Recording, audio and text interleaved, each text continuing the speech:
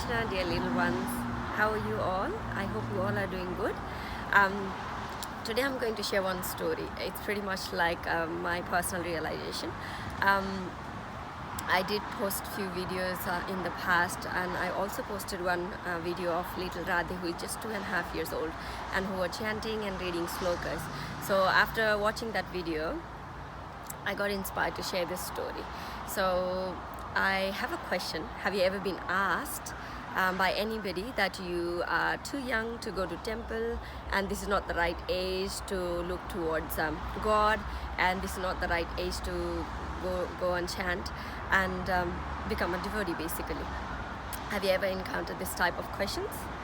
Maybe yes, maybe not. But with me, when I was growing up, this was like the mostly asked question for me. So I grew up in Nepal, where people are very pious, they are religious, but at the same time, they are not keen to know about God. Chant, becoming a devotee at very young age is such a big thing there.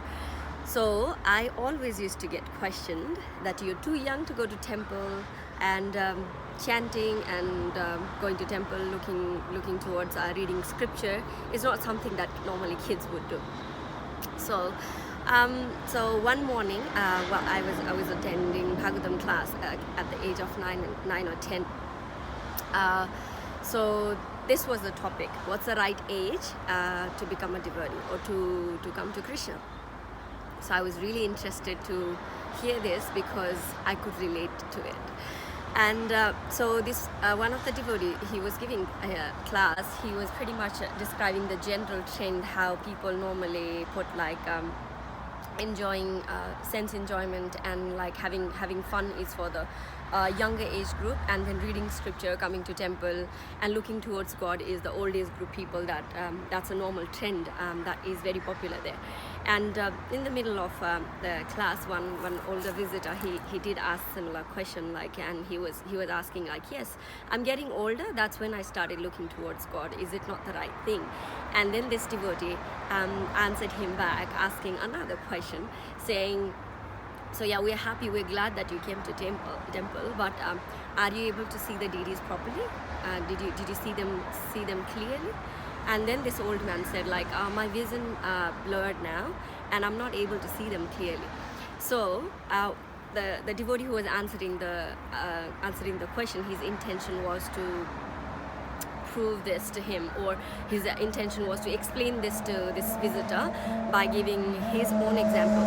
So exactly what happens is, as we grow older, all our senses, they're not able to perform as they normally would perform when you're young.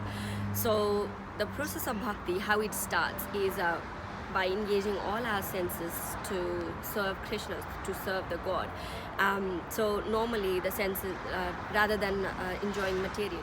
But when we grow older, all our senses, the performance of our senses also declines. So for example, like as we grow older, our hearing capacity declines and we're not able to see clearly. And on top of that, sometimes we physically get so tired and our strength declines.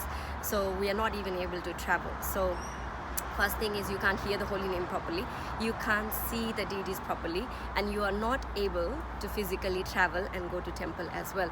So what happens, so obviously after hearing this, I was really happy the way he explained, and obviously he was referring to the examples that Prabhupada used to give in his lecture. So I was really satisfied with the answer that he gave, and I went back home.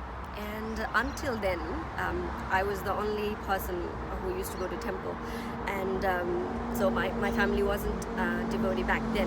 So as soon as I went home, I had a discussion with my grandfather, and I exactly explained him the same thing, that you should not keep coming back to Krishna or chanting or coming to temple to last minute. So because when you grow older, I exactly explained him what I heard in the class.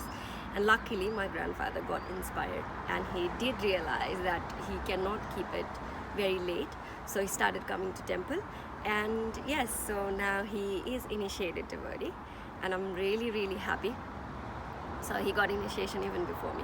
Now my whole family is Krishna conscious family.